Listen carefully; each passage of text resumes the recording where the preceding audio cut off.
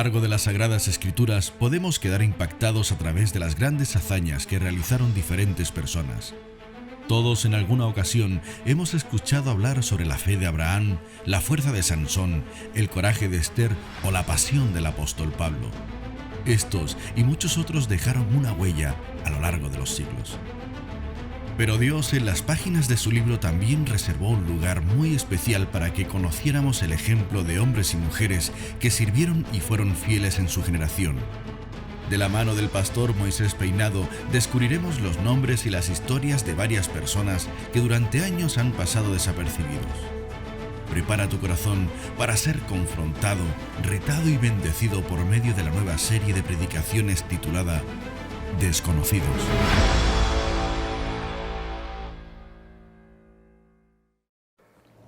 Muy bien, quiero comenzar hablando sobre la presencia de Dios, porque este tema está muy relacionado con el desconocido que hoy vamos a ver. Dios en el Antiguo Testamento, para manifestar su presencia, acordaros que la humanidad perdió la presencia de Dios en Génesis capítulo 3, pero Dios, que es rico en misericordia, decidió volver a buscar a su pueblo. Y para Él manifestar su presencia, para Él relacionarse con su pueblo, en el Antiguo Testamento, en un momento puntual, Él pidió que le construyeran un tabernáculo. Aquí tenéis una imagen. El tabernáculo en hebreo es una palabra que es mishkan, significa morada. Y este tabernáculo fue construido por los judíos en el desierto como un lugar de adoración, un lugar en el que Dios se relacionaba con su pueblo en aquel lugar en particular. La palabra, el término tabernáculo, para aquellos que estáis anotando, significa tienda, cabaña o caseta. Así que Dios tenía una iglesia portátil, tenía una tienda, la desmontaban, iban avanzando y montaban de nuevo el tabernáculo. Ahora, lo más importante del tabernáculo, lo más importante era lo que había dentro del tabernáculo. Y dentro del tabernáculo se encontraba el arca del pacto. Para ver la descripción de este objeto, puedes mirarlo luego en casa. Está en Éxodo capítulo 25. Y allí, en este libro, en este capítulo en particular, se nos describe el arca. El arca era una especie de cajón de madera, revestido, recubierto de oro. Las medidas eran 125 centímetros de largo, 75 centímetros de ancho y 75 centímetros de alto. Eso es lo que medía el arca. 125 centímetros de largo, 75 de ancho y 75 de alto. Contaba con unas anillas en los laterales, quizás ahí no lo podéis ver, pero contaba con unas anillas y a través de esas anillas se introducían dos varas para que el arca fuese trasladada de un lugar a otro. No era como un dron, no había mando, había que moverlo. Algunas personas tenían que coger esas dos varas y desplazar.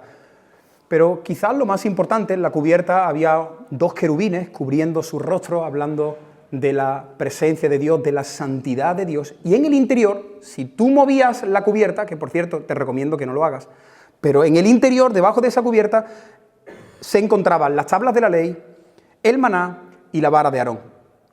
Las tablas de la ley, el maná y la vara de Aarón. Es muy importante que entendáis este detalle para comprender la predicación. Y lo que quiero que entendáis es que en ese cofre, en ese cajón misterioso, allí estaba la presencia de Dios. Dios, en un momento de la humanidad, dijo: mi presencia va a estar ahí. Ahí va a estar mi presencia. Así que el arca era un símbolo de la presencia de Dios, y esto todo el mundo lo sabía. Hoy veremos algunos acontecimientos que le sucedieron al arca, porque el arca fue llevada de un lugar a otro hasta que lleguemos casi en la recta final de la predicación, así que tienes que tener paciencia, casi en la recta final de la predicación llegaremos a nuestro desconocido. Lo más importante es que Israel sabía que tenía la presencia de Dios con ellos. Entonces la presencia de Dios, este arca, los guiaba. Igual que la columna de nube, ¿os acordáis? En el desierto, la columna de fuego. La presencia de Dios los guiaba, la presencia de Dios los cuidaba y la presencia de Dios les daba la victoria. En aquella época que había tantos conflictos entre ciudades, entre naciones, entre pueblos, pues ellos tenían que ir preparados a la guerra, colocaban el arca en el centro, allí en el pueblo, y ellos obtenían la victoria. Lo que sucedió fue que ellos pensaron: si tenemos el arca con nosotros, da igual cómo vivamos, porque siempre vamos a ganar. Ellos pensaron, si Dios está con nosotros, ¿quién contra nosotros? Así que da igual cómo vivamos. ¿Y sabéis lo que le sucedió en el primer libro de Samuel, capítulo 4? No hace falta que lo busques, solamente apúntalo. En una batalla, los filisteos capturan, arrebatan, le quitan el arca al pueblo de Israel. El pueblo de Israel se presentó allí en el campo de batalla, habían afilado sus espadas, llevaban sus corazas, sus escudos, sus arcos, sus flechas, lo llevaban todo, pero ellos habían perdido el temor a Dios. Tenían el arca y entonces ellos pensaban que podían vivir como quisieran, pero como tenían el arca, Dios nunca los iba a abandonar. Y sabéis que Dios los disciplinó, les dio un susto, se apartó de ellos, los soltó de la mano. Esto le pasó precisamente a otro hombre en el Antiguo Testamento llamado Sansón. ¿Os acordáis? En un momento puntual, Sansón era el arca. La presencia de Dios entraba en Sansón y Sansón se volvía una máquina de matar. En cierta ocasión mató a 1000 filisteos. Arrebataba las puertas de la ciudad. Pero Sansón empezó a coquetear con el pecado. Y se enamoró de una chica filistea, de una incrédula, una prostituta, la ramera del pueblo. El padre le dijo, Sansón, no hagas eso, Sansón, no haga eso. No, pero es que me gusta. Y empezó a tontear con el pecado y él pensaba que él nunca iba a experimentar lo que experimentó. El versículo más terrible para mí, uno de los más tristes del Antiguo Testamento, dice lo siguiente: pero Sansón no sabía que Jehová se había apartado de él. Pero Sansón no sabía que Jehová se había apartado de él. ¿Qué quiere? ¿Coquetear conmigo? ¿Qué crees? ¿Que soy un amuleto? Pues ahora te voy a dejar solo. Y cuando Dios te deja solo, cuando Dios te suelta de la mano, tus enemigos se ponen las botas. Sansón lo destrozaron, le raparon la cabeza, le sacaron los ojos, fue un juguete divertido en manos de los filisteos. Hermano, porque nosotros en nuestra iglesia creemos que un verdadero hijo de Dios no pierde su salvación. No perdemos nuestra salvación, pero sí el temor. Te lo repito, un verdadero hijo de Dios no perderá su salvación. Pero un hijo de Dios puede perder el temor de Dios. Y créeme, porque lo he experimentado. Recuerdo una época en mi vida que espero y le pido al Señor encarecidamente que nunca más regrese. Donde el sábado yo hacía cosas terribles delante de la mirada del Señor y el domingo tocaba la guitarra en el grupo de alabanza. El domingo estaba sentado escuchando la predicación y el domingo por la tarde mis labios se besaban con una chica que no amaba al Señor y hacía otras muchas más cosas. Le perdí el temor a Dios. El peor momento de mi vida. Y espero que nadie aquí esté en esa etapa, porque eso es terrible. Cuando tú le pierdes el temor a Dios, eso es terrible. Cuando esto sucede, sufres consecuencias. De hecho, casi siempre que sufrimos consecuencias es porque le perdemos el temor a Dios. Dios dice no, nosotros decimos sí. Dios dice izquierda y tú dices yo hago lo que me dice mi corazón. Vas a sufrir. Y cuando le perdemos el temor a Dios, como he dicho antes, el enemigo se pone las botas. Así que los enemigos del pueblo de Israel le arrebataron el arca. Y el primer punto es la presencia de Dios en casa de los filisteos.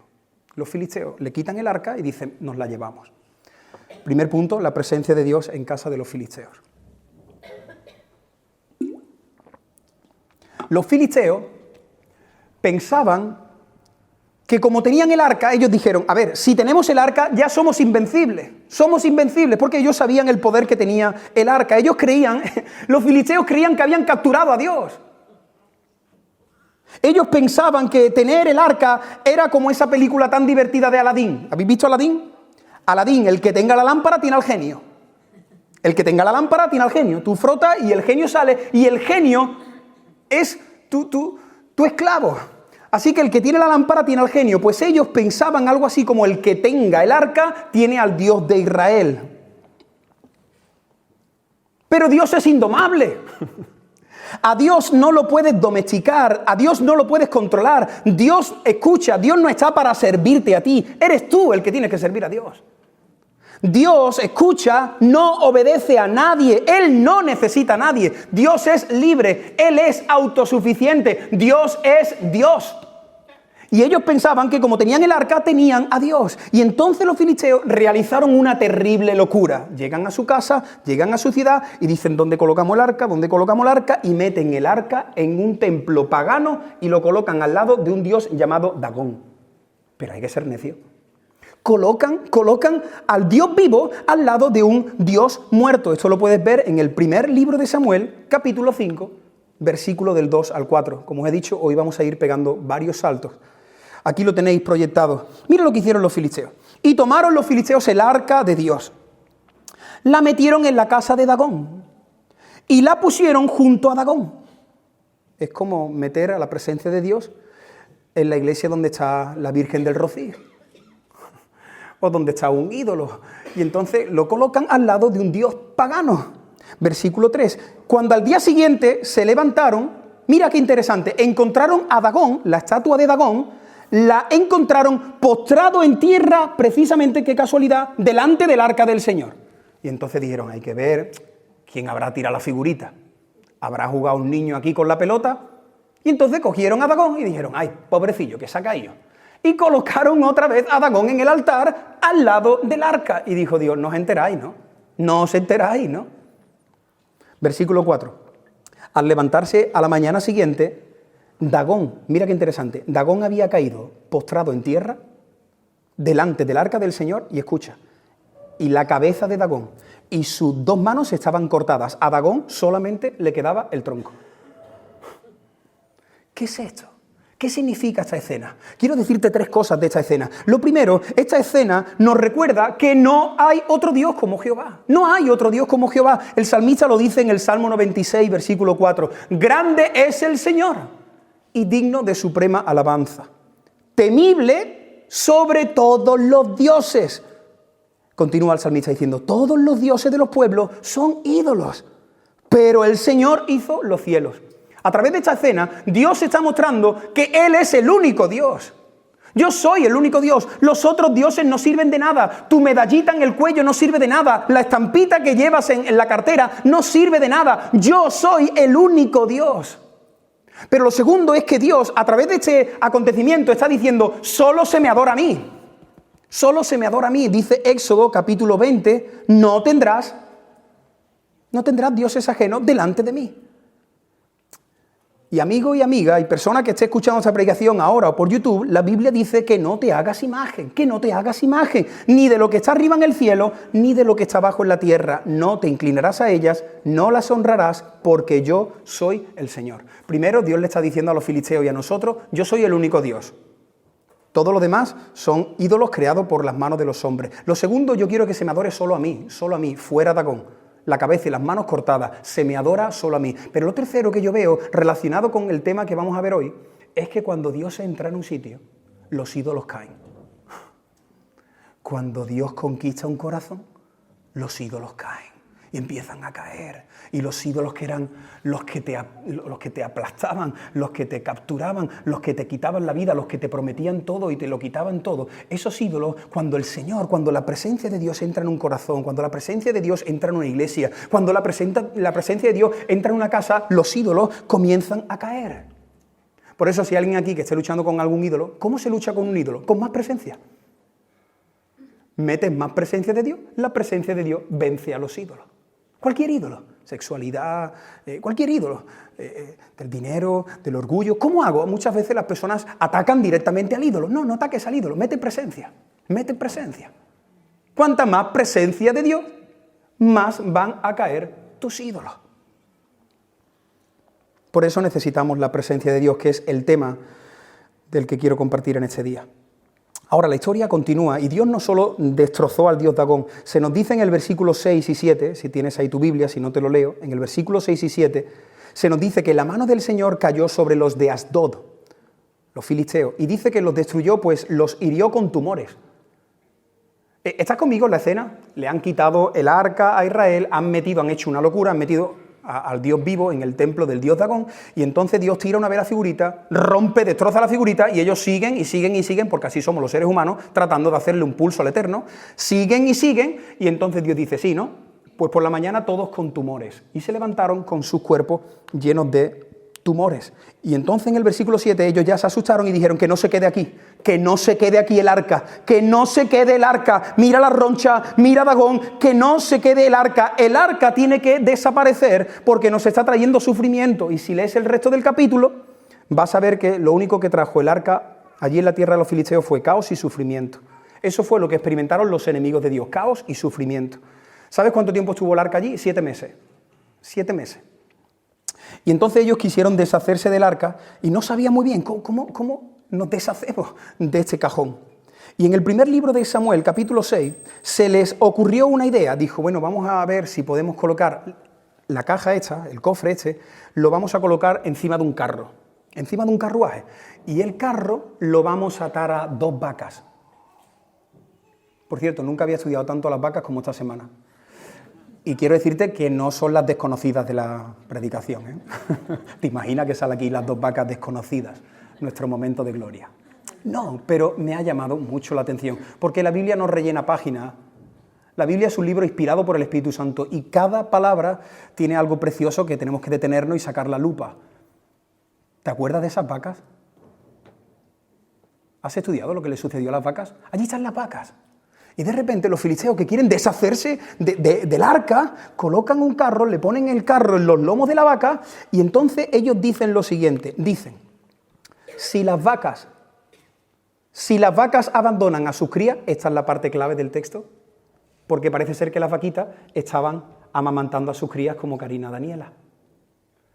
Entonces, si la vaca se olvida de su cría, de su becerrito, entonces algo sobrenatural está pasando. Pero si la vaca hace así, le ponemos el carro sin que nadie le mande y se queda porque está al lado de su cría, entonces no es Dios. ¿Entendéis? Estaban retando a Dios, estaban diciendo, a ver, ¿eres tú o no eres tú?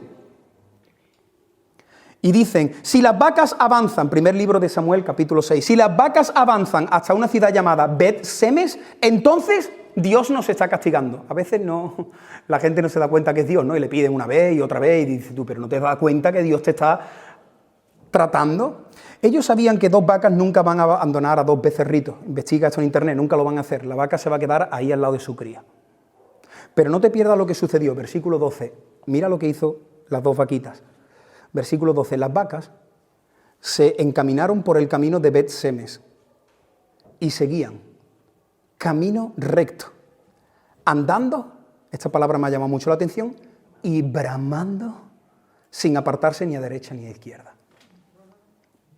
Mirad, hermanos, mirad, amigos, cuando esos 2 animales de repente experimentaron la presencia de Dios, ellos, dice el texto, que avanzaron y lo hicieron con bramidos, empezaron a bramar desesperados porque sabían que estaban dejando atrás a sus crías. Es impresionante. ¿Puedes imaginarte las vacas avanzando y bramando, mirando hacia atrás de reojo? Algo estaba pasando en el interior de esos 2 animales que el Señor le dijo, adelante y no mires atrás ni a izquierda ni a derecha. Porque, hermanos, cuando la presencia de Dios conquista un corazón, nosotros ponemos a Dios por encima de todo y por encima de todos. Te lo repito, cuando la presencia de Dios conquista un corazón, ¿sabes qué pasa? Que ahora pones a Dios por encima de todo y por encima de todos. Jesús lo dijo con otras palabras que seguro que te suenan. Mateo capítulo 10, versículo 37 y 38. El que ama a su padre o a su madre más que a mí, el que se queda con sus crías no es digno. El que ama a su hijo o el que ama a su hija más que a mí, ese no es digno. De hecho, no ha experimentado mi presencia. No estoy en su corazón. Y continúa el texto diciendo, y el que no toma su cruz y me sigue, y yo he añadido aquí entre paréntesis, y me sigue bramando. Porque a veces hay que bramar. A veces Dios te va a pedir algo que tú dices, Dios mío, no quiero, pero he decidido seguir a Cristo y no vuelvo atrás. No fue la canción del domingo pasado, es una realidad. Así que bramo y te entrego lo que me pidas, como Abraham entregó a Isaac, bramando. A veces tenemos que seguir al Señor bramando, como está haciendo Daniela, bramando. No es digno de mí.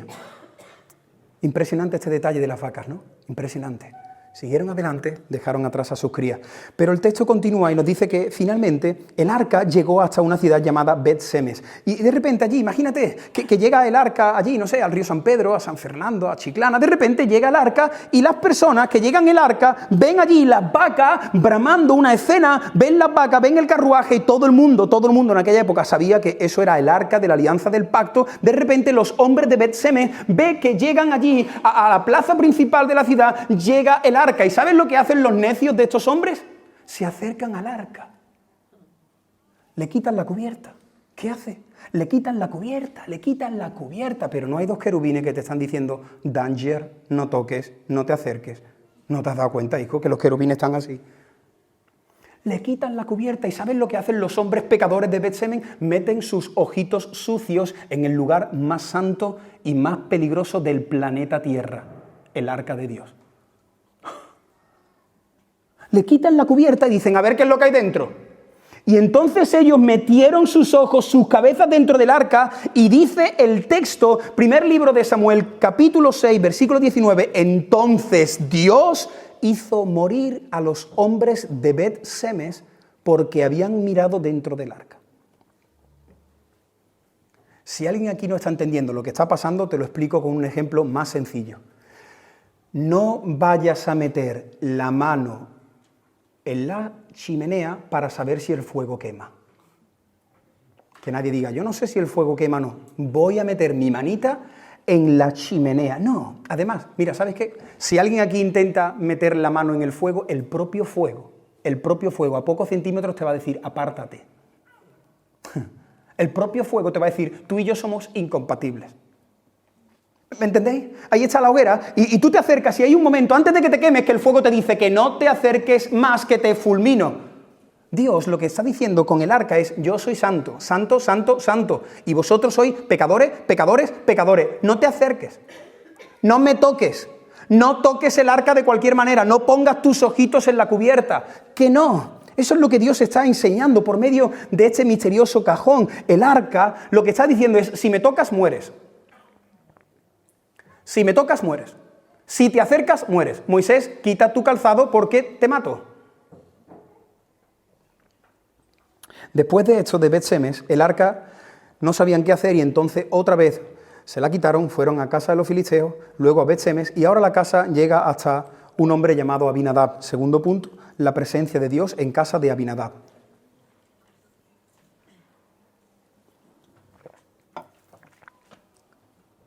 El arca del pacto estuvo en la casa de Abinadab. ¿Sabéis cuánto tiempo estuvo el arca en casa de este hombre llamado Abinadab? Más de 20 años.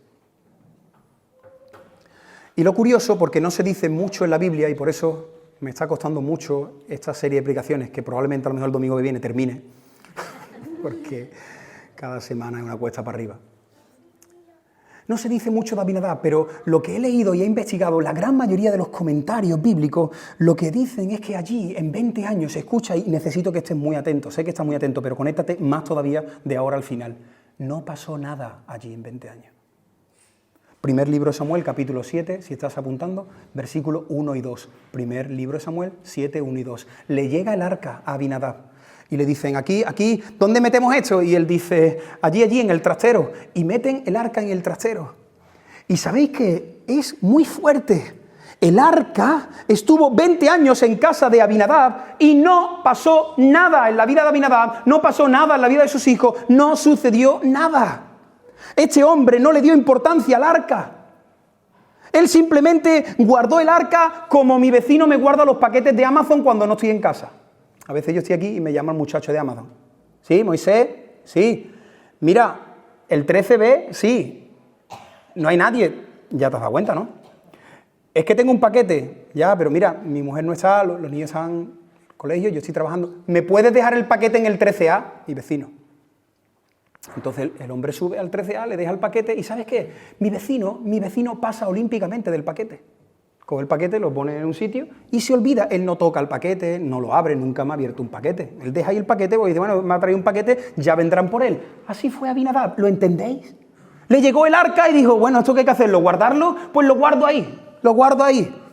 Al lado de la tabla de surf, al lado de la bicicleta estática, que no la cojo nunca, y al lado de las pesas del Decathlon. La meto ahí, le hago un hueco y la dejo ahí. Y dejó el arca 20 años y allí no pasó absolutamente nada. Y lamentablemente eso es lo que está pasando en muchas de las casas de los que estáis aquí sentados entre nosotros. Que la presencia de Dios lleva muchos años en vuestras casas y no pasa nada en vuestras casas. No pasa nada en vuestras casas. Dios está ausente en muchas de las casas de los que me estáis escuchando. La presencia de Dios. Ahí en mi casa, ¿cuántos años lleva la presencia de Dios en tu casa? Hay gente que ha descuidado la presencia de Dios, ¿eh? Hay creyentes que 10 años, 3, 4 años no aparezco, y Dios ahí en casa diciéndote, que estoy aquí, ¿eh? Mira, hermano, te voy a decir cosas prácticas para que puedas identificar si tu casa es como la de Abinadab. Cuidado si alguien en esta sala suele salir los domingos después del primero o el segundo turno y con este libro, si lo tienes en físico o una aplicación, ya no lo abres más hasta el domingo que viene. Cuidado, eso es una señal de que tu casa es como la de Abinadab. Si tú no amas este libro, si tú no lo lees, si tú no meditas en él, tu casa es como la de Abinadab. Hay creyentes que en su casa lo único que tienen son cuadros y tazas con versículos. Es lo único que tienen. Hay creyentes que han cambiado la alabanza a Dios por las canciones seculares. Tú vas a la casa y lo que escuchas son los 40 principales y canción, y canción, y canción. ¿Y dónde está la adoración? Hay familias que tú estás allí, pasas unos días y no se escucha el murmullo de la oración. Hemos cambiado el murmullo de la oración por el sonido constante del televisor. ¿Es esa tu casa? ¿Estoy describiendo tu casa? Hay creyentes que ya no hablan del Señor, no hablan del Señor en su casa, no comparten del Señor, no abren su Biblia delante de sus hijos. Y eso fue lo que le sucedió a Abinadab. Sus 3 hijos se acostumbraron a vivir así. Papá, ¿esto qué es? Esto es el arca, no tocarlo, lo dejamos ahí en el trastero, que ya vendrán por él. Y los hijos, que los hijos ven y los hijos hacen, los hijos tampoco amaban la presencia de Dios. Porque el mayor ejemplo que tú le puedes dar a tu hijo es tu propia vida. Y si tus hijos no te ven, no espere que lo hagan. Y yo quiero hacerte algunas preguntas. ¿Está Dios presente en tu casa? Responde en tu interior. ¿Está Dios presente en tu casa? Pero no como en la casa de Abinadab. Porque claro, Dios está, pero ¿Dios se manifiesta en tu casa? Espero que se entienda esta pregunta. ¿Se siente la presencia de Dios en tu casa? ¿Se siente? Nosotros no nos dejamos llevar por los sentimientos, pero hermanos, cuando está la presencia en un sitio, se siente.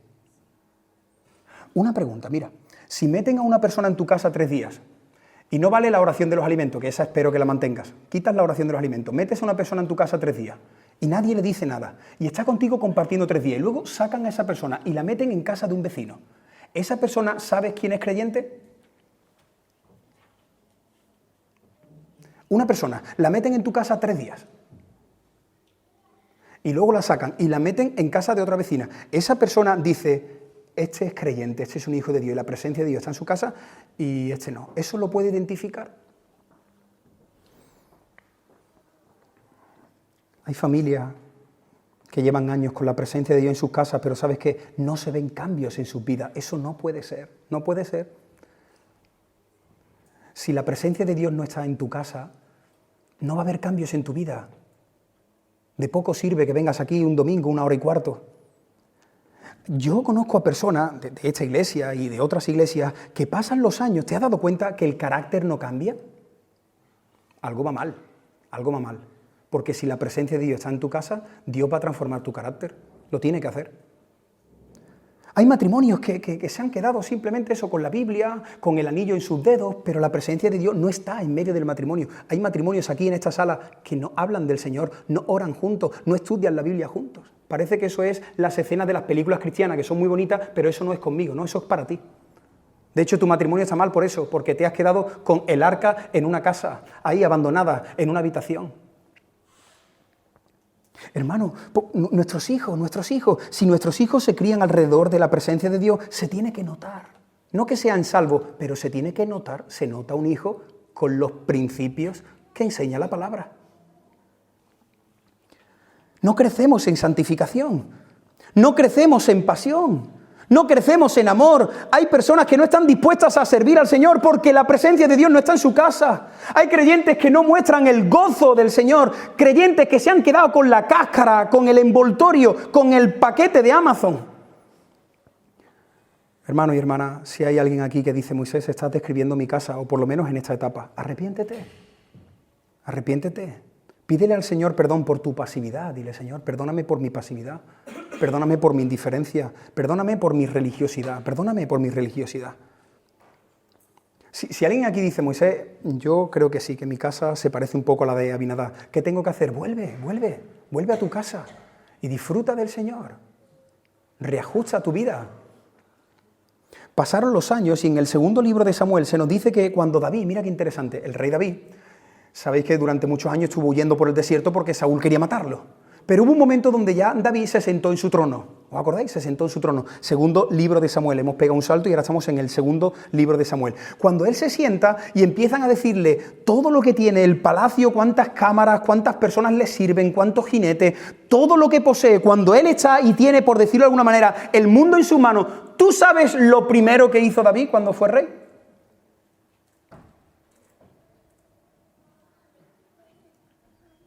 Cuando se sentó en el trono, dijo, ¿el palacio tiene piscina? No, pues ya viene el tiempo, vamos a construir una piscina. ¿Y gimnasio? No. ¿Qué fue lo que hizo David cuando lo nombraron rey? Lo primero que hizo David, no se reunió para hacer un acuerdo político. Lo primero que hizo David, ¿sabes qué fue lo primero que hizo David? Buscar el arca. David se sentó y dijo, vale, yo soy el rey, tengo la corona, pero si tu presencia no viene conmigo, de aquí no me saques. Separado de ti nada puedo hacer. Entonces este hombre que conocía la presencia de Dios, ¿acordáis? Porque cuando era un jovencito tocaba el arpa y disfrutaba en la intimidad con la presencia de Dios. Este hombre había experimentado momentos puntuales al Espíritu Santo. Dijo, lo que más necesitamos, no necesitáis un rey, no necesitáis un hombre con elocuencia y que tenga estrategias militares, necesitamos la presencia de Dios. Lo primero que hizo David fue decirle a las personas, hay que buscar el arca, hay que buscar la presencia de Dios, que todo el mundo empiece a buscar la presencia de Dios. Y cuando David por fin supo que se encontraba en casa de un hombre llamado Abinadab, él mismo fue. Y fue allí acompañado de un grupo de personas.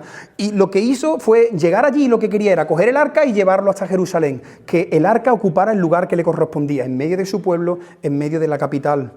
Esta parte es la más conocida. Si has leído la Biblia, esta es la parte más conocida. Se nos dice en el versículo 3 que el arca fue sacada de casa de Abinadab. ¿Y os acordáis quién guiaba el arca? Había un muchacho delante y otro detrás. ¿Los hijos de quién? De Abinadab. Tenían 3 hijos, Eleazar, Ahío y Uza. Pues se nos dice en el texto que 2 de los hijos iban como custodiando el arca, ¿no? Como llevaban 20 años con el arca, pues uno se puso a la derecha. Ven, cuidado por aquí. Uza, ¿cómo va por ahí? Bien, por aquí va bien. Y ahí iban los dos chavales.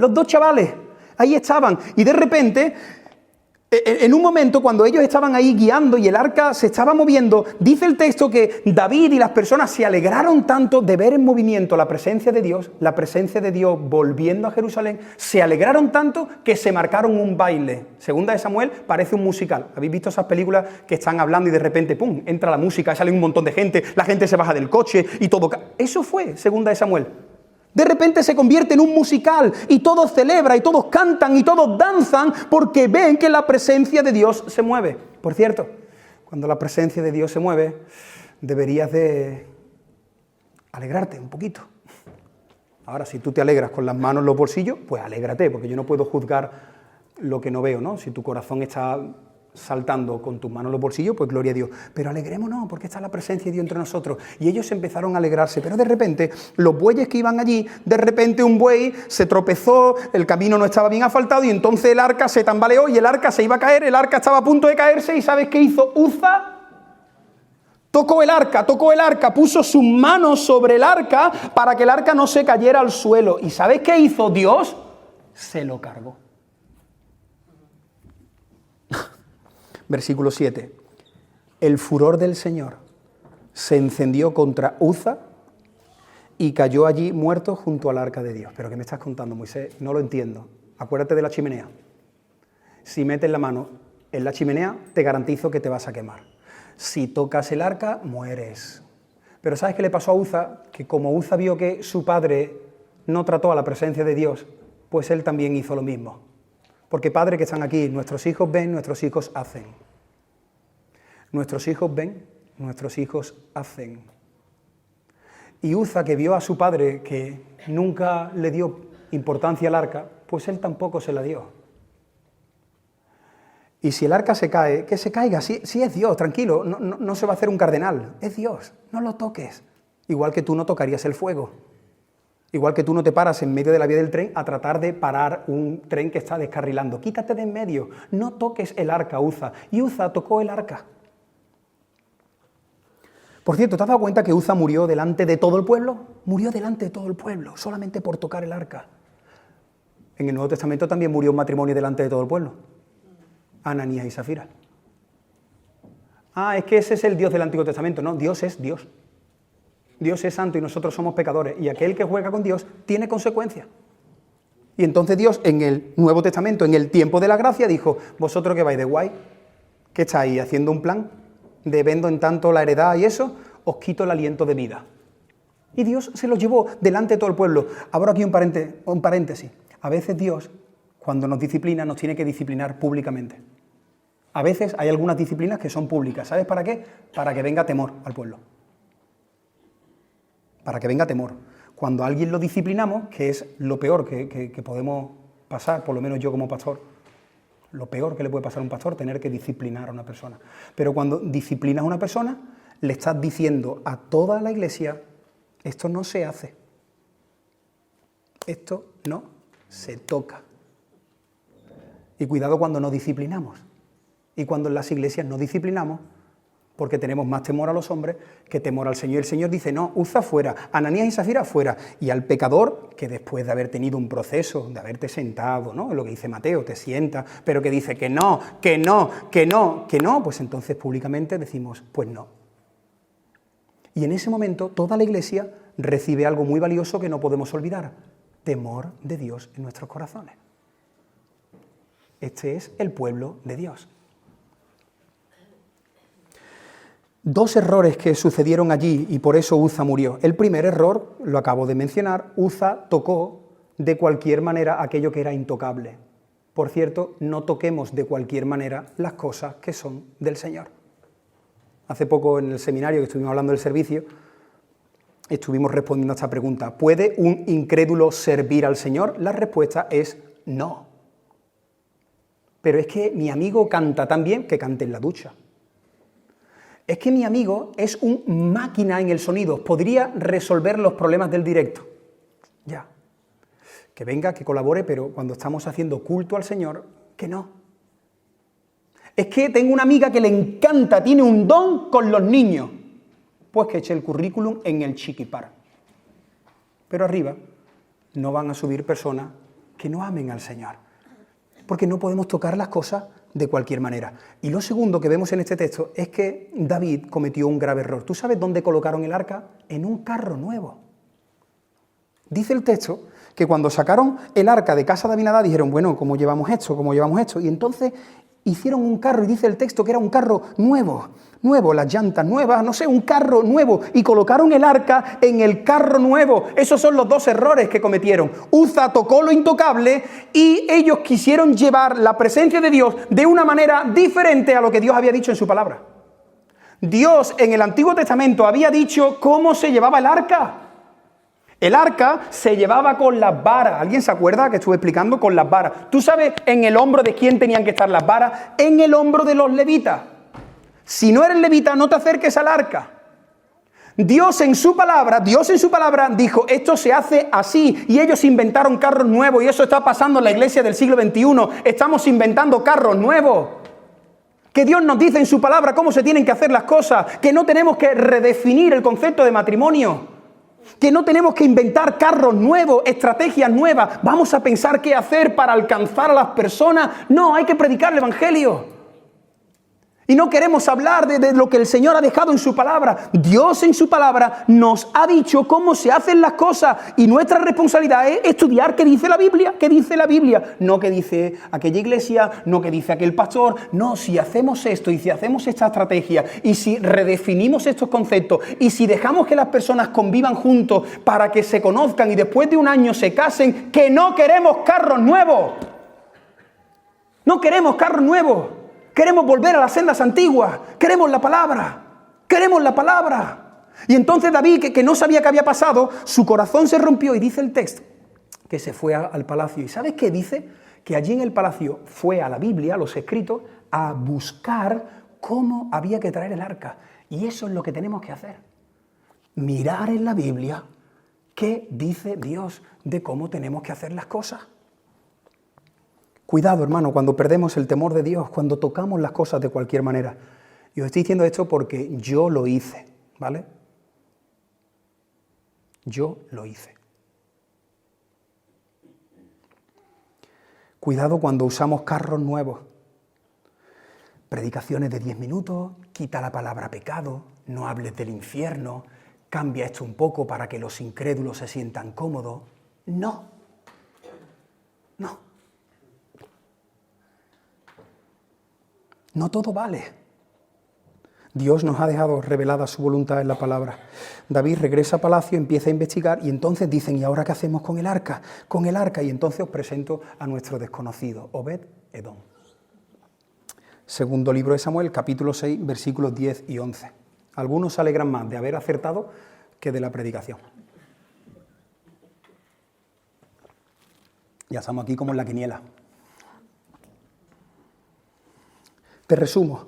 Mirad, cuando la presencia de Dios estuvo en casa de los filisteos, ¿os acordáis lo que trajo a los filisteos? Trajo juicio, dolor y sufrimiento. ¿Os acordáis? El arca en el terreno de los enemigos, juicio, dolor y sufrimiento. Cuando la presencia de Dios estuvo en casa de Abinadab, ¿cuántos años? 20 años. ¿Qué trajo Dios? Nada. Nada. Religiosidad, pasividad, indiferencia, pereza, yo no me relaciono contigo, pero no te lo pierdas. El segundo libro de Samuel, capítulo 6, versículos 10 y 11, nos dice que el arca de repente llega a casa de un hombre llamado Obed-Edom, y me encanta este versículo que dice que estuvo allí solo 3 meses. Y en 3 meses dice el texto que Dios lo bendijo todo. Tercer y último punto, la presencia de Dios en casa de Obed-Edom. Hay muy poco que se nos dice sobre Obed, pero yo creo que lo que más tenemos que resaltar y lo que más le agradó al Señor fue la actitud que tuvo Obed con el arca de Dios. Para aquellos que estáis anotando, Obed era un levita que vivía en una ciudad llamada Gat. Dicen que probablemente en esa ciudad era de donde salió Goliat. Gat, que era una de las principales ciudades de los filisteos. Allí vivía Obed. Ahora, imagínate que tú estás ahí, tú eres Obed, con tu mujer, con tus hijos, no sé, es el sábado por la tarde y entonces estás tranquilo, tu mujer se ha ido, no sé, imagínate, se ha ido a celebrar la despedida de soltera de una amiga y entonces tú dices, qué alegría, qué sábado más agradable aquí tranquilito, y estás ahí, quedas con un amigo, empiezas a ver el fútbol y de repente tu equipo gana, bueno, tu equipo, medio equipo, porque ayer ganó el Madrid, ¿no? Entonces perdió el Cádiz, pero estás ahí, estás en tu casa y entonces el Madrid gana y luego dices, no creo que pierda el Barça, pero pierde el Barça y entonces pierde el Barça y celebras la victoria de tu equipo, gana la Liga. Algunos que no soy deportista, no, pues lo mejor, pero esto pasó ayer, por si veis a algunos hermanos serios, darle un abrazo que están tristes. Y entonces tú estás ahí, y tú dices, ostras, pues qué bien el sábado, gana mi equipo, gana la Liga y estás ahí, estás celebrando y de repente golpeas la puerta de tu casa. Dice, bueno, voy a ver quién es. Abres la puerta y ves ahí a 4 o 5 hombres con la cara muy seria y que tienen atrás el arca. El arca, tú ves el arca, tú dices, esto es de Amazon, yo no he pedido esto, ¿eh? Yo no he pedido esto, lo habrá pedido el niño. Y entonces ahí están los hombres y solamente por el rostro de los hombres tú sabes que no te traen muy buenas noticias. Y te dicen, perdona, ¿podemos dejar esto aquí en tu casa? Mira, yo estoy convencido que Obed, a estas alturas, él sabía que ese cajón había traído tumores entre los filisteos. Había matado a personas, a hombres en Bet-Semes. Y además, a lo lejos está viendo cómo un hombre lo están enterrando simplemente por tocar. ¿Quién recibe el paquete? ¿Quién dice, venga, sí, méteme el paquete aquí?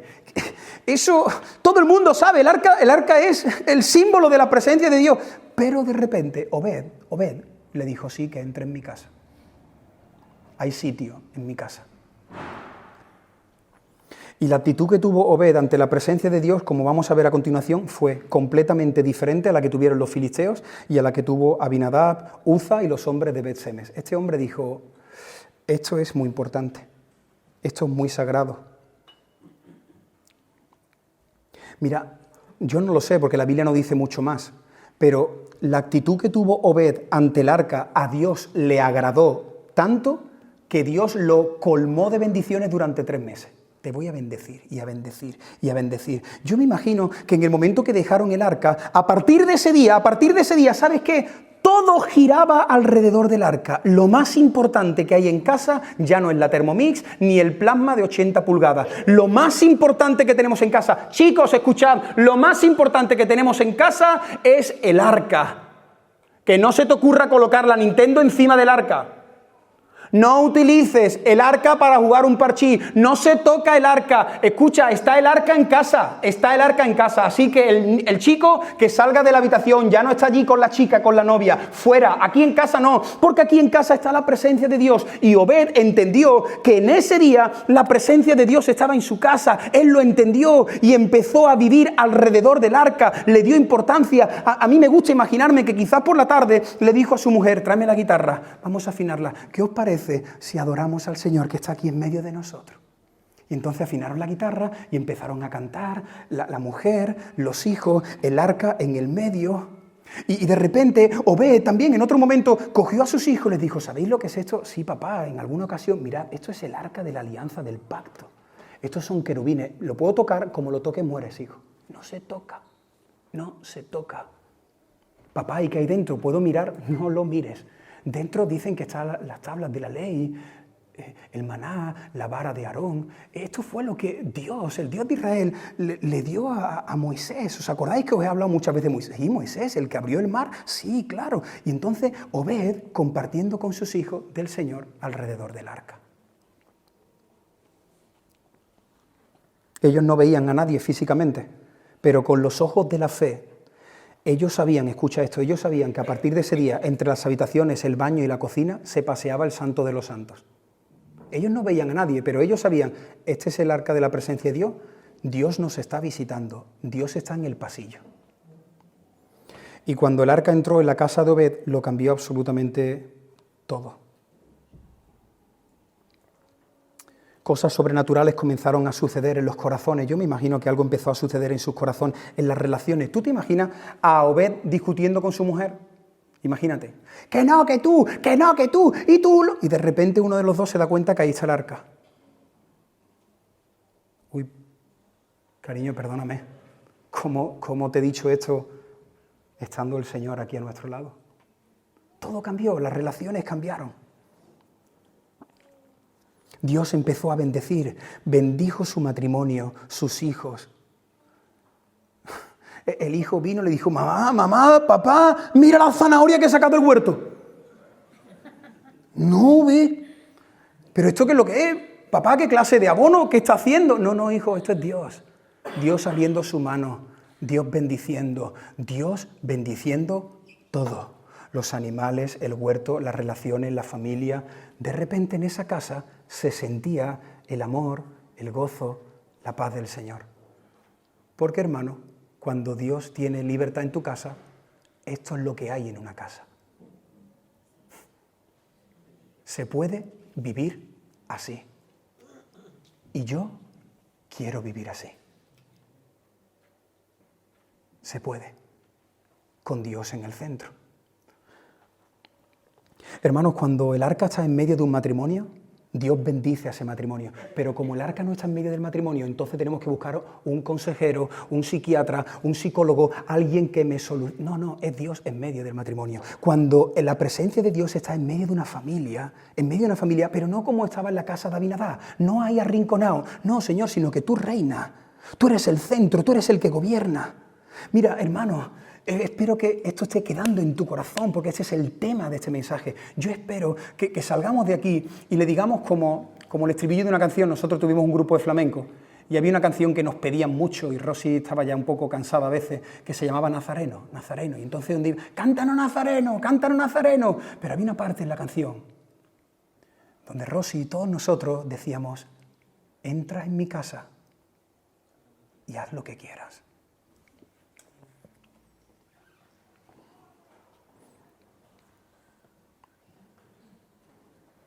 Ojalá hoy tú le digas al Señor: Señor, entra en mi casa y haz lo que quieras.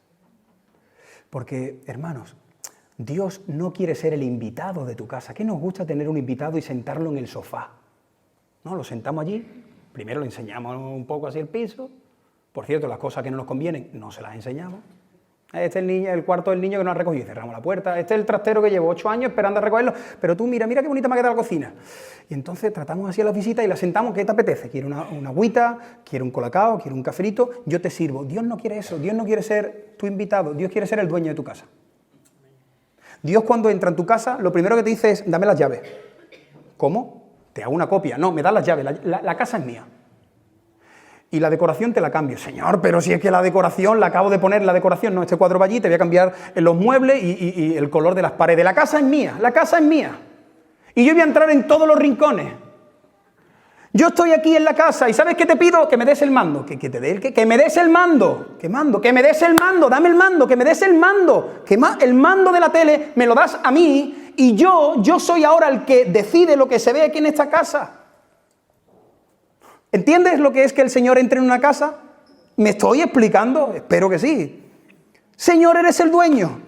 Eres el dueño del tiempo, eres el dueño del dinero, eres el dueño del mando, eres el dueño del sofá, eres el dueño de esta casa. Pero como no nos gusta esto, entonces lo que hacemos es decir al Señor, Señor, tú quédate allí en la iglesia y yo los domingos voy, te canto, escucho la predicación y en mi casa mando yo. Pero esto no es así. Dios quiere ser el Señor de tu casa, el dueño de tu casa.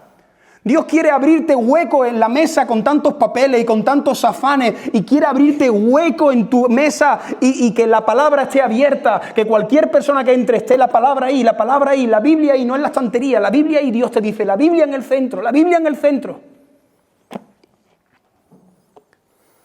Los 3 meses que estuvo el arca en casa de Obed fueron los 3 meses más espectaculares en la vida de Obed. Cuando tú estés con Obed allí en el cielo, pregúntale, ¿cuál fue la mejor etapa de tu vida? Te va a decir, hombre, cuando estuvo la presencia. Es que la presencia de Dios, los 3 meses que estuvo en mi casa, bueno, te puedo contar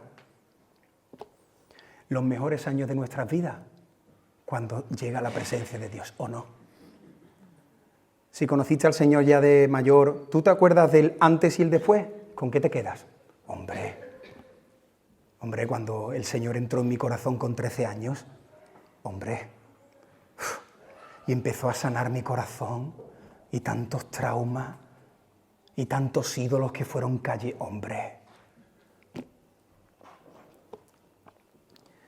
Pues yo quiero decir a alguna persona que esté aquí, que no tenga a Dios en el centro, escucha, amigo y amiga, pon a Dios en el centro de tu vida, 3 meses.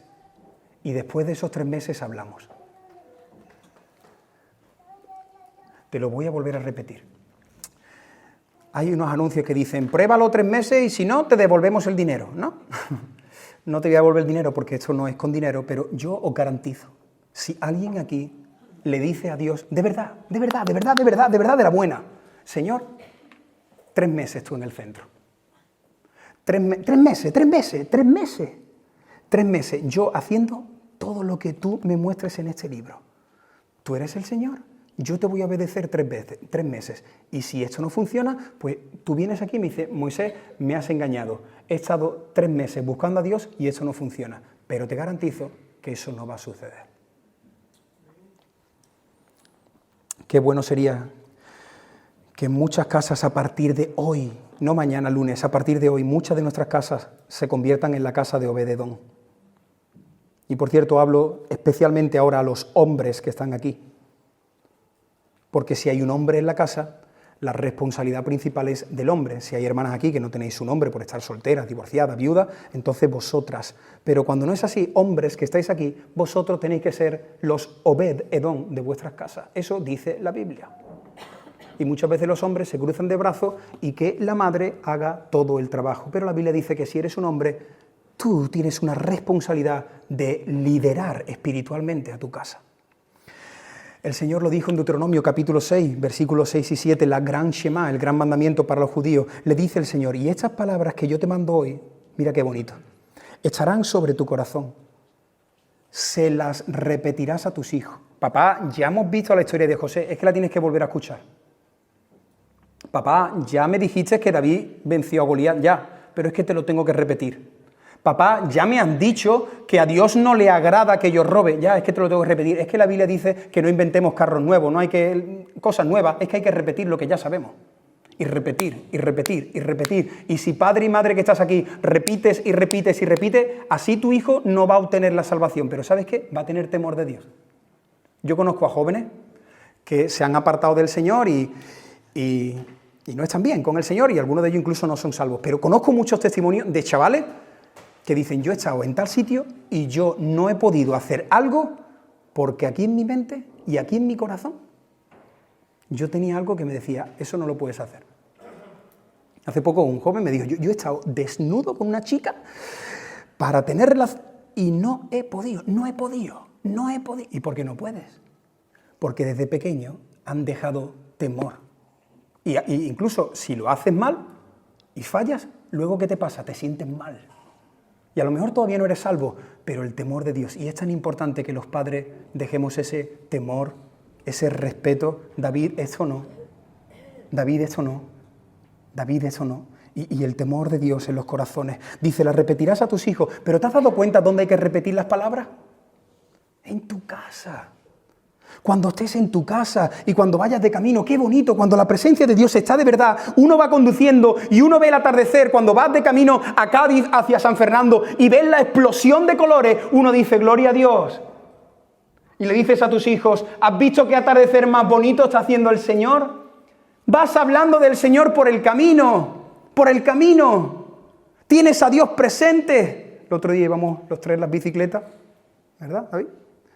Y me dijo, papá, ¿qué estás haciendo? Y digo, estoy orando porque es que esto es tan bonito esta tarde, viendo esto con vosotros, le estoy dando gracias al Señor. ¡Qué bonito! ¡Qué bonito! En el camino, al acostarte, buenas noches, hijo. Dios te bendiga, en paz me acostaré. Y al levantarme, antes de mandarlo a la selva del colegio, antes de mandarlo a la selva del instituto, pones tus manitas y los bendices y que eso vaya quedando ahí en su mente, en su corazón. Y aquí viene el reto. No sé si alguien os ha dicho el reto que hemos hecho en el primer turno, pero yo quiero dejaros un reto a todos los que estáis aquí y luego, si alguien está escuchando esta predicación, el reto es el siguiente. Yo creo que esto es algo que el Señor ha estado ahí poniendo en mi corazón durante toda esta semana. Yo quiero animaros. Yo quiero que, ojalá fuésemos todos, que nos comprometamos. Los que me estáis escuchando, ¿me podéis prestar atención?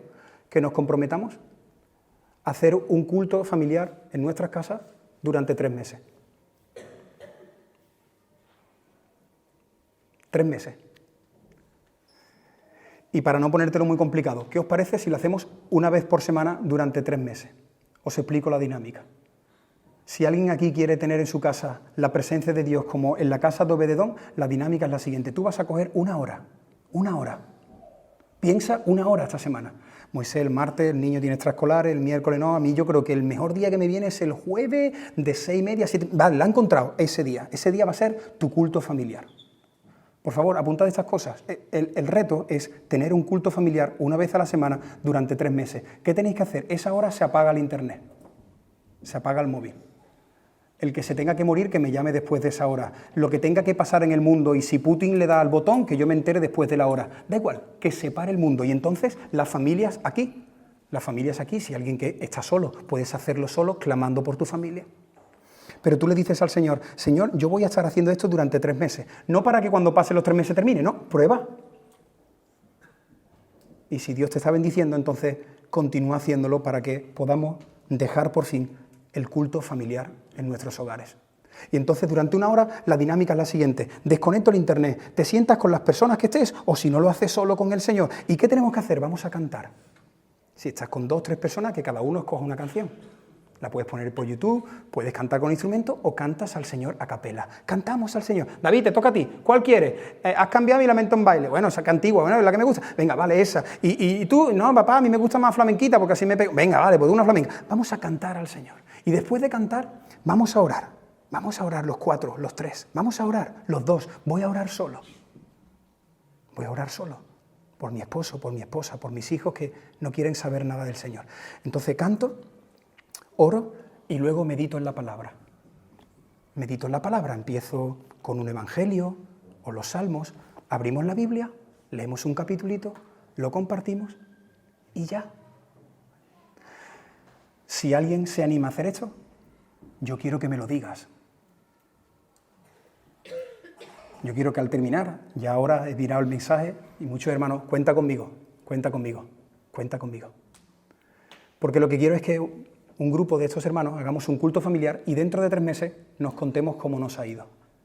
Vengamos aquí, un miércoles, por ejemplo, y contemos qué ha pasado en nuestros hogares cuando hemos puesto simplemente al Señor en el centro y le hemos dado un culto a Él. ¿Alguien se anima? porque necesitamos ser conscientes, y estoy entrando en la recta final, necesitamos ser conscientes que el Señor está en nuestras casas. El Señor está en nuestras casas. Una vez escuché una frase que me gustó mucho, no sé en qué casa, no voy a tantos sitios, pero yo estaba ahí comiendo y había un cuadro, y en el cuadro decía algo así, me encantó esta frase: Dios es huésped invisible en nuestra casa, oyente silencioso de nuestras conversaciones. ¡Qué frase! Dios es huésped, Él vive en tu casa invisible, Él ve lo que estás haciendo, Él ve, Él es huésped invisible, el invisible está en nuestra casa y Él oye nuestras conversaciones. Si somos conscientes de esta frase, estoy pensando si hacer un cuadro, una taza, algo para ponerlo en nuestros hogares, eso va a cambiar el ambiente en nuestras casas. Señor, tú estás aquí, tú acabas de ver cómo he discutido, cómo he tratado a mi hijo, tú lo acabas de ver, te pido perdón a ti, le pido perdón a ella y todo va a cambiar. Y tú estás escuchando nuestras conversaciones, tú estás viendo lo que vemos, tú sabes lo que hay aquí. Señor, ven a mi casa y haz lo que quieras. Entra en mi casa y haz lo que quieras. Cuidemos, valoremos, disfrutemos de la presencia de Dios en nuestras casas. A través de esta predicación hemos visto cómo Dios en el Antiguo Testamento manifestaba su presencia y tenía tratos con su pueblo a través del Arca del Pacto. No te pierdas, por favor, regálame unos minutos más. El arca, espero que se haya visto claramente, el arca nos recuerda que Dios es santo, yo soy pecador. Dios es santo, yo soy pecador. Dios es muy santo, yo soy muy pecador. No me puedo acercar al arca, no puedo tocar el arca, no puedo mirar el arca, así que Dios es santo, el ser humano es pecador. Eso es lo que representa el arca. La presencia de Dios viene, Isaías dice, ¡ay de mí, que soy hombre inmundo!, dice Isaías cuando vio la presencia del Señor. Eso es lo que produce la santidad del Señor. Dios te muestra que Él es santo y te muestra que tú eres pecador y tú dices, ¿y ahora qué?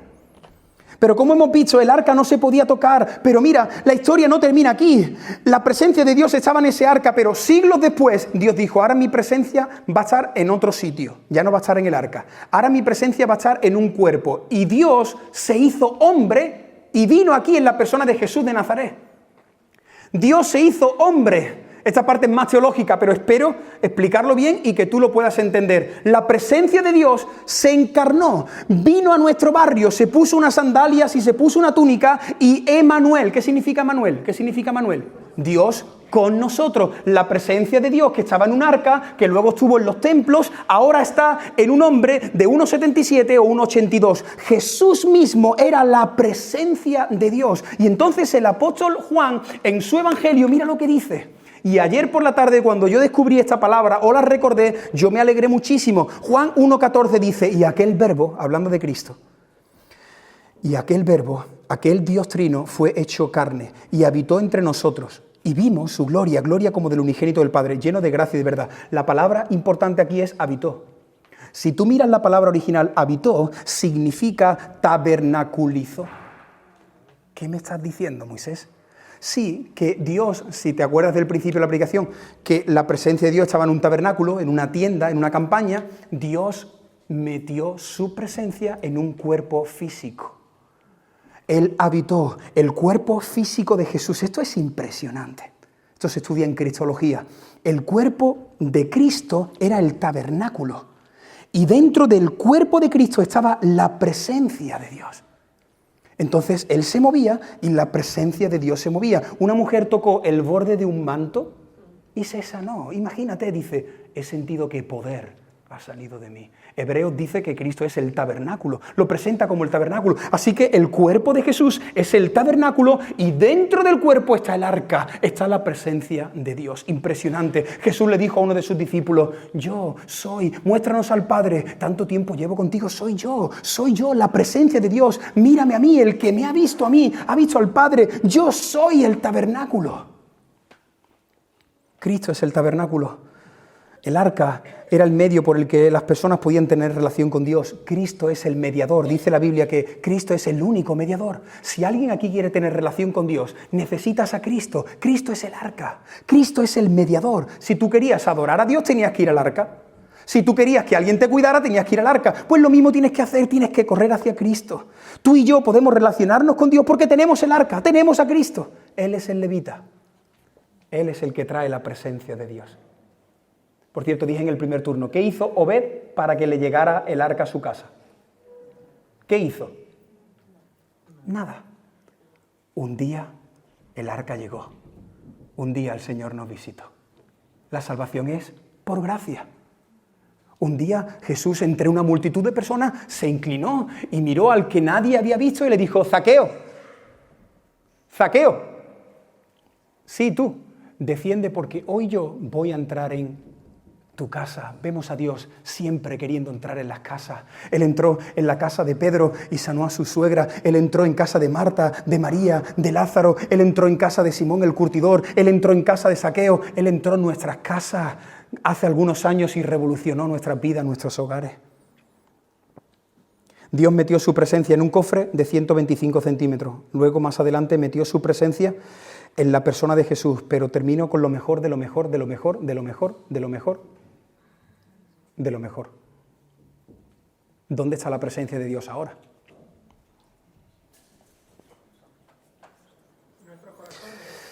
En nuestros corazones. Y si estás conectado a la predicación, yo sé que ayer yo traté de entenderlo y no, mi mente es tan cortita, pero escucha esto.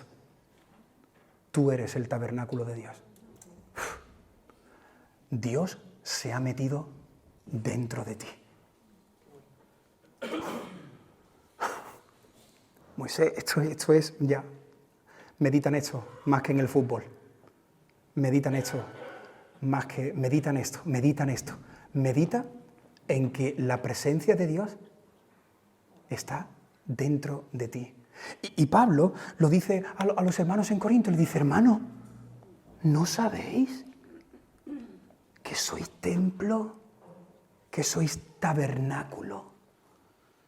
¿No sabéis que dentro de vosotros está el Espíritu de Dios que habita, que tabernaculiza dentro de ti? ¡Oh! Bendito sea el Señor. Que Dios ha metido en nosotros a la tercera persona de la Trinidad, al Espíritu Santo, su presencia. Si alguien en esta sala no tiene la presencia de Dios en su vida, si hay alguien aquí que no ha experimentado a la maravillosa persona del Espíritu Santo, quiero comparar tu corazón con la casa de los filisteos. Hemos visto 3 casas en este día. Si tu corazón es como el corazón de los filisteos, ¿sabe qué le sucede a tu corazón? Que está lleno de ídolos. ¿Y sabes qué tienes que hacer? Decirle al Señor: entra en mi casa y haz lo que quiera. Y cuando el Señor entre en tu corazón, que nosotros éramos enemigos de Dios, dice la Biblia, como los filisteos, cuando el Señor entre en tu corazón, ¿sabes qué va a pasar? Que Él te va a liberar de tus ídolos. Va a romper tus cadenas. Rompió mis cadenas, me dio vida nueva y al fondo del mar echó mi maldad. Cuando mi corazón, que era como la casa de los filisteos, el Señor entra y entonces Él empieza a sacar, a cortar la cabeza y los brazos de los ídolos que tenían mi corazón prisionero. Si hay alguien aquí que no tiene al Señor, aquí donde estás, arrepiéntete, dile al Señor: Señor, entra en mi corazón. Pero lo segundo que quiero decir, aquí quizás hay corazones, casas como las de Abinadab. Si hay aquí creyentes que no estáis disfrutando de la presencia del Señor, dile al Señor: Señor, sácame ya de la religiosidad. Entra en mi casa, Señor, ya está bien de tener tu presencia en el trastero. Entra en mi corazón y sácame de la pereza, de la apatía, de la pasividad. Señor, por favor, revoluciona mi vida. Y lo tercero y último, yo espero que aquí entre nosotros, nuestros corazones, muchos de nuestros corazones sean como la casa de Obed. Y le digamos al Señor: Señor, tú en el centro, todo gira alrededor de ti. Te entregamos nuestras vidas, nos rendimos a ti, tú mandas, tú eres el Señor, bendícenos. Y si haces esto, de verdad que vas a experimentar gozo en medio de la prueba, paz en medio de la aflicción, vas a experimentar bendición tras bendición. Hoy hemos visto que tenemos que cuidar la presencia de Dios. Hermano, cuidemos la presencia de Dios. Cuidado con tocar las cosas de Dios de cualquier manera. No perdamos el temor de Dios. Que nadie aquí pierda el temor de Dios. Os recuerdo el reto. Si alguien aquí se quiere comprometer conmigo esta semana a comenzar su culto familiar, que me escriba. Hazlo hoy, no mañana lunes. Hoy, mándame un mensaje. Moisés, cuenta conmigo. Yo quiero apuntar el nombre de aquellos que digan: yo en mi casa serviremos al Señor. Voy a coger 1 hora a la semana, voy a hacer un paréntesis, solo con mi mujer, solo con mi hijo, no sé cuál es tu situación. Incluso si hay hermanos que estén solos y tú dices, y tienes alguna familia cerca, mira, cuando hagas el culto familiar, ¿puedo estar contigo? ¡Qué bonito! Algo va a empezar a pasar no solamente aquí entre cuatro paredes, sino en tu casa, en tu matrimonio, con tus hijos. Comprométete con el Señor. Y por último, cuida tu vida. Cuida tu vida porque tú eres el tabernáculo de Dios. La presencia de Dios está dentro de ti. Y sabes que esto no ha terminado aquí, la presencia de Dios no queda aquí. Nos falta el último pasito. El último pasito dice Apocalipsis, que es que cuando nosotros muramos y abramos nuestros ojos delante del Señor, el Señor habitará en medio de su pueblo. Lo que perdimos en el huerto del Edén, lo tendremos de nuevo cuando nuestro corazón deje de latir. Ya el Señor no estará aquí, sino que el Señor lo veremos. Estoy deseando abrazar a Cristo. Y cuando te vea por allí, te diré, espérate, luego voy, que primero voy a estar media eternidad a sus pies. Y después de que esté media eternidad a sus pies, a lo mejor te digo, y yo, me alegro de verte. Porque lo mejor que vamos a tener por toda la eternidad es que en la presencia de Dios, Dios mismo, va a habitar en medio de su pueblo. Amén.